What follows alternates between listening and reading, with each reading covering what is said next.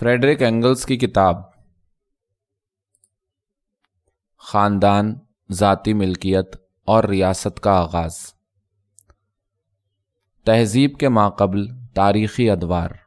Morgan پہلا شخص تھا جس نے ماہر فن کی گہری واقفیت کے ساتھ انسان کے ماقبل تاریخی دور میں ایک مخصوص نظم و ترتیب پیدا کرنے کی کوشش کی، سوائے اس صورت کے جبکہ مزید اہم مواد ملنے کی وجہ سے تبدیلیاں کرنا ضروری ہو جائے۔ امید کی جا سکتی ہے کہ اس نے جو درجہ بندی کی ہے وہ قائم رہے گی۔ عہد وحشت، عہد بربریت اور عہد تہذیب، ان تین خاص عہدوں میں قدرتاً مورگن کا تعلق محض پہلے دو سے اور اس عبوری دور سے ہے جو تیسرے عہد کی طرف لے جاتا ہے۔ ان دو عہدوں میں سے ہر عہد کو وہ ذرائع زندگی کی پیداوار کی نشو و نما کے مطابق ابتدائی، درمیانی اور آخری ادوار میں تقسیم کرتا ہے، کیونکہ جیسا کہ مورگن کا کہنا ہے، کرۂ ارض پر انسان کی ساری برتری کا دار و مدار اس بات پر ہے کہ ذرائع زندگی کی پیداوار میں اس نے کتنی مہارت حاصل کی ہے۔ انسان ہی ایک ایسی ہستی ہے جس کے بارے میں کہا جا سکتا ہے کہ اس نے غذا کی پیداوار پر پوری قدرت حاصل کر لی ہے۔ انسانی ترقی کی بڑی منزلوں کا کم و بیش براہ راست تعلق ذرائع زندگی کے وسیلوں کی توسیع کے ساتھ ہے۔ خاندان کا ارتقاء بھی اس کے ساتھ ساتھ ہوتا ہے، لیکن اس میں ہمیں ایسی کوئی قطعی بنیاد نہیں ملتی جس سے مختلف ادوار کی حد بندی کی جا سکے۔ عہد وحشت، ابتدائی دور۔ یہ نسل انسانی کے بچپن کا دور ہے۔ انسان ابھی تک اپنے ابتدائی مسکن یعنی گرم یا نیم گرم علاقوں کے جنگلوں میں رہتا تھا اور کم از کم ایک حد تک درختوں پر بسیرا کرتا تھا۔ یہی وجہ تھی کہ وہ اتنے دنوں تک بڑے بڑے شکاری جانوروں اور درندوں سے بچا رہا۔ پھل، گری دار میوے اور جڑیں، یہی اس کی غذا تھی۔ اس دور میں اس کا اصلی کارنامہ یہ تھا کہ اس نے بولنا سیکھا۔ تاریخی زمانے میں ہمیں جن لوگوں کا حال ملتا ہے ان میں سے کوئی بھی اس قدیم حالت میں نہیں تھا۔ اگرچہ یہ زمانہ ہزاروں برس تک رہا ہوگا، پھر بھی اس کا کوئی براہ راست ثبوت ہمارے پاس نہیں ہے۔ لیکن جب ایک بار ہم یہ مان لیتے ہیں کہ انسان عالم حیوانی سے پیدا ہوا ہے تو پھر اس عبوری دور کو بھی ماننا ضروری ہے۔ درمیانی دور۔ اس کی ابتدا اس وقت سے ہوتی ہے جب مچھلی، جس میں کیکڑے، گھونگھے اور دوسرے دریائی جانوروں کو بھی شامل کرتے ہیں، غذا میں کام آنے لگی اور آگ کا استعمال ہونے لگا۔ یہ دونوں لازم و ملزوم ہیں کیونکہ مچھلی آگ کے استعمال کے بعد ہی اچھی طرح کھانے کے کام آ سکتی ہے۔ اس نئی غذا نے انسان کو موسم اور مقام کی قید سے آزاد کر دیا۔ دریاؤں اور ساحلوں کے ساتھ ساتھ چل کر انسان اپنی اس وحشت کی حالت میں بھی کرۂ زمین کے بڑے حصے پر پھیل گیا۔ ابتدائی پتھر کے دور کے بے ڈھنگے کھردرے پتھر کے اوزار، جن کو عہد حجر قدیم کے اوزار کہتے ہیں، جو سب کے سب یا زیادہ تر اسی دور کے ہیں اور سبھی بر اعظموں میں بکھرے پڑے ہیں، انسان کی اس نقل و حرکت کا ثبوت ہے۔ نئے نئے علاقوں میں جا کر بسنے، برابر نئی چیزوں کی تلاش کی دھن میں لگے رہنے اور اب اس کے ساتھ رگڑ سے آگ جلانے کے فن پر قدرت پا لینے سے انسان کو کھانے کی نئی نئی چیزیں ملتی رہیں، جیسے غذائی جڑیں اور گنٹھیاں جو گرم راکھ میں یا زمین میں کھدی ہوئی آگ کی بھٹیوں میں پکا لی جاتی تھیں، اور ابتدائی ہتھیاروں یعنی لاٹھی اور بھالے کی ایجاد کے بعد شکار میں مارے ہوئے جانور بھی غذا میں شامل کیے جانے لگے۔ محض شکاری قومیں، جن کا اکثر کتابوں میں ذکر آتا ہے، یعنی ایسی قومیں جو محض شکار پر گزارا کرتی ہوں، کبھی نہیں رہیں۔ شکار کا نتیجہ اتنا غیر یقینی ہوتا ہے کہ محض اس کے سہارے زندگی گزارنا ممکن ہی نہیں تھا۔ کھانے کی چیزوں کا ملنا اب بھی نہایت غیر یقینی تھا، جس کی وجہ سے ایسا معلوم ہوتا ہے کہ اس دور میں آدم خوری کا رواج شروع ہوا اور بہت دنوں تک جاری رہا۔ آسٹریلیا کے باشندے اور بہت سے پولینیزین آج بھی وحشت کے اس درمیانی دور میں ہیں۔ آخری دور۔ اس کی ابتدا تیر کمان کی ایجاد سے ہوئی، جس کی وجہ سے جنگلی جانوروں کا گوشت غذا کا باقاعدہ جزو بن گیا اور شکار کا عام رواج ہو گیا۔ تیر کمان اور اس کی تانت ایک پیچیدہ ہتھیار ہے جس کو ایجاد کرنے کے لیے بہت دنوں کے تجربے، تیزی اور ذہانت کی ضرورت تھی، اور اسی لیے یہ بھی ضروری تھا کہ اس کے ساتھ بہت سی دوسری ایجادوں سے بھی واقفیت ہو۔ اگر ہم ان قوموں کا موازنہ ان سے کریں جو اگرچہ تیر اور کمان سے تو واقف تھیں मगर बर्तन बनाना नहीं जानती थीं। मिट्टी के बर्तन बनाने के फन से मॉर्गन की राय में अहद बर्बरियत की तरफ तगय्युर की इब्तिदा होती है। तो हम देखेंगे कि उस इब्तिदाई दौर में भी लोग गाँव में बसने लगे हैं। ज़राए ज़िंदगी की पैदाइश पर किसी हद तक कुदरत हासिल हो चुकी है। लकड़ी के बर्तन भांडे बनाए जाते हैं, उंगलियों से करघे के बगैर। दरख्तों की छाल के रेशों से तरह तरह की चीज़ें बनाई जाती हैं। दरख्त की छाल और बेद की टोकरियां बनाई जाती हैं और पत्थर यानी हजर जदीद के पॉलिश किए हुए चिकने औजार बनाए जाते हैं। फिर बड़ी हद तक आग और पत्थर की कुल्हाड़ी की मदद से दरख्त का तना खोदकर नाव और डोंगी तैयार होने लगी और कहीं कहीं मकान बनाने की लकड़ी और तख्ते भी काटे जाने लगे थे। मिसाल के तौर पर शुमाल मगरबी अमेरिका के इंडियनों में ये सभी चीज़ें पाई जाती हैं। वो तीर कमान से तो वाकिफ़ हैं मगर बर्तन बनाना बिल्कुल नहीं जानते। तीर कमान अहद वहशत में वही हैसियत रखते हैं जो अहद बर्बरियत में लोहे की तलवार और अहद तहजीब में बारूद के हथियार यानी तोप बंदूक यानी वो फैसला कुन हथियार हैं। अहद बर्बरियत इब्तिदाई दौर।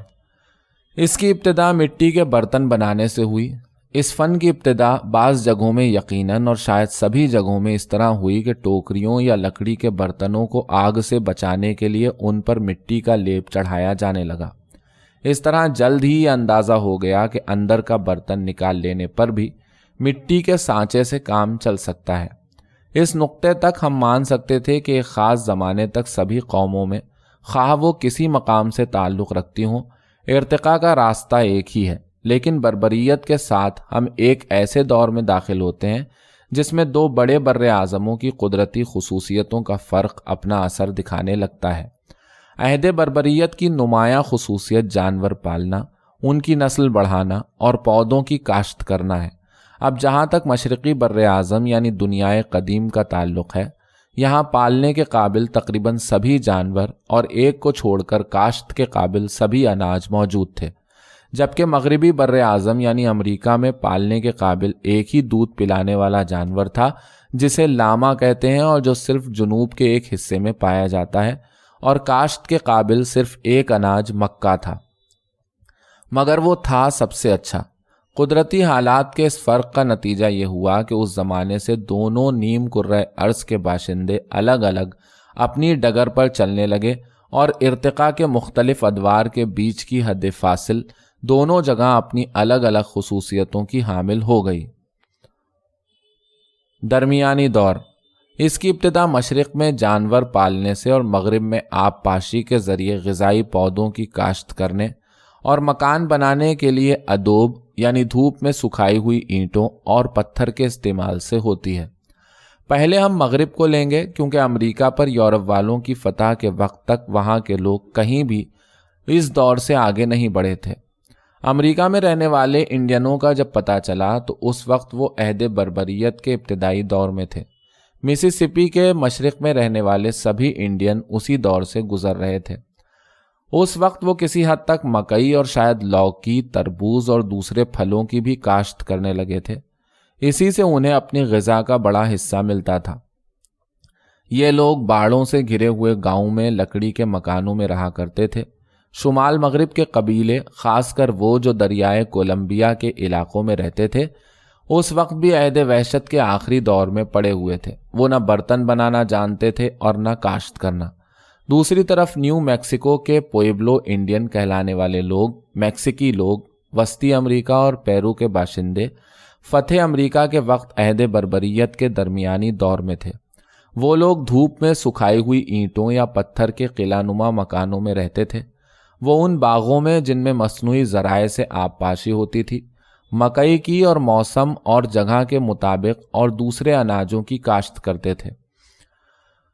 यही उनकी ग़िज़ा का सबसे बड़ा ज़रिया था। उन्होंने कुछ जानवर भी पाल रखे थे। मैक्सिको के बाशिंदों ने फील मुर्ग और दूसरे परिंद पाल रखे थे और पेरू के बाशिंदों ने लामा।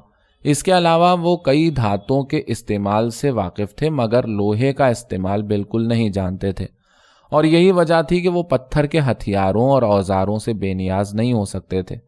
स्पेन वालों ने उनके मुल्क को फतह करने के बाद उनकी आज़ाद नश्व नुमा का सिलसिला रोक दिया। مشرق میں بربریت کے درمیانی دور کی ابتدا ان جانوروں کے پالنے سے ہوئی جو دودھ دیتے تھے اور جن کا گوشت کھایا جاتا تھا، لیکن معلوم ہوتا ہے کہ لوگ اس دور میں بہت دنوں تک پودوں کی کھیتی کے بارے میں کچھ نہیں جانتے تھے۔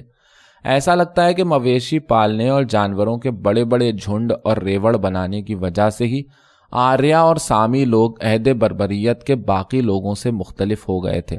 یورپ اور ایشیا کے آریوں میں مویشیوں کے نام آج بھی مشترک ہیں، لیکن ناقابل کاشت پودوں کے نام نہیں ملتے۔ عمدہ اور مناسب جگہوں میں جانوروں کے ریوڑ اور جھنڈ بننے سے گلے بانی کی زندگی کا آغاز ہوا۔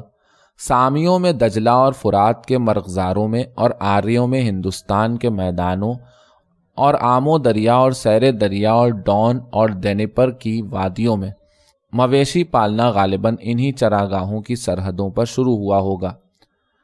اسی لیے بعد میں آنے والی نسلوں کو ایسا معلوم ہوا کہ گلے بانی کرنے والی قوموں کا آغاز انہی جگہوں میں ہوا ہوگا، حالانکہ دراصل یہ علاقے ایسے تھے جو انسانیت کا گہوارہ ہونا تو دور کی بات رہی، ان کے وحشی آباء و اجداد کے لیے اور عہد بربریت کے ابتدائی دور کے لوگوں کے لیے بھی گویا بالکل ناقابل رہائش تھے۔ دوسری طرف یہ بات تھی کہ عہد بربریت کے درمیانی دور کے لوگ ایک بار گلے بانی کی زندگی اختیار کر لینے کے بعد یہ کبھی سوچ بھی نہیں سکتے تھے کہ اپنے ان ہرے بھرے سیراب میدانوں اور چراگاہوں کو چھوڑ کر ان جنگلوں میں لوٹ جائیں جہاں ان کے آباء و اجداد رہا کرتے تھے۔ یہاں تک کہ جب آریوں اور سامی لوگوں کو اور بھی شمال اور مغرب کی طرف بڑھنے پر مجبور ہونا پڑا، تب بھی مغربی ایشیا اور یورپ کے جنگلی علاقوں میں بسنا ان کے لیے ممکن نہیں ہوا۔ وہاں وہ صرف اسی وقت آباد ہو سکے جب انہوں نے اناج کی کھیتی سے ایسی حالت پیدا کر لی کہ ان ناموافق علاقوں میں بھی اپنے مویشیوں کے لیے چارہ فراہم کر سکیں اور خاص کر جاڑوں میں گزارا کر سکیں۔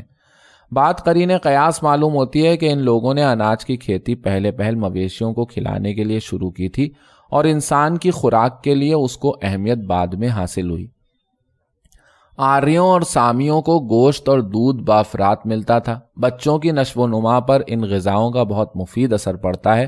غالباً یہی وجہ تھی کہ ان دونوں نسلوں نے اوروں سے زیادہ ترقی کی۔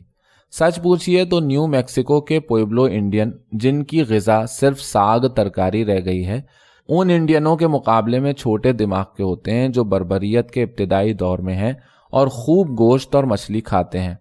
بہرحال اس دور میں آدم خوری رفتہ رفتہ بند ہو گئی، اور اگر کہیں باقی بھی رہی تو محض ایک مذہبی رسم کی حیثیت سے یا جادو ٹونے کی شکل میں، اور اس دور میں یہ دونوں قریب قریب ایک ہی چیز ہیں۔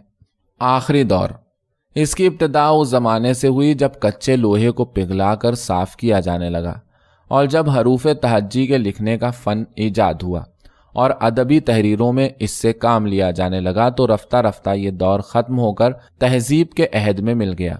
جیسا کہ ہم اوپر بتا چکے ہیں، اس دور کو آزادی کے ساتھ صرف مشرقی نیم کرے کے لوگ ہی پورا کر سکے۔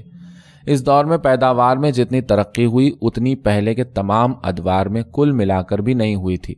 سورمائی عہد کے یونانی، روم کی تعمیر سے کچھ پہلے کے اطالوی قبیلے، ٹیسیٹس کے زمانے کے جرمن اور وائکنگ کے زمانے کے نارمن اسی دور سے تعلق رکھتے ہیں۔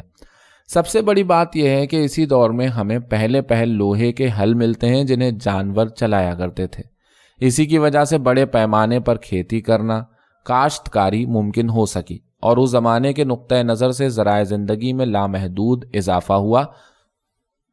جنگل صاف کیے گئے، کھیت اور چراگاہیں بنائی گئیں، اور یہ کام لوہے کی کلہاڑی اور پھاوڑے کے بغیر بڑے پیمانے پر نہیں کیا جا سکتا تھا۔ اسی کے ساتھ آبادی میں تیزی سے اضافہ ہوا، چھوٹے چھوٹے علاقوں میں گنجان بستیاں بس گئیں۔ کاشتکاری سے پہلے صرف بہت ہی مخصوص حالات 5 لاکھ آدمیوں کو ایک مرکزی رہنمائی کے تحت لا سکتے تھے۔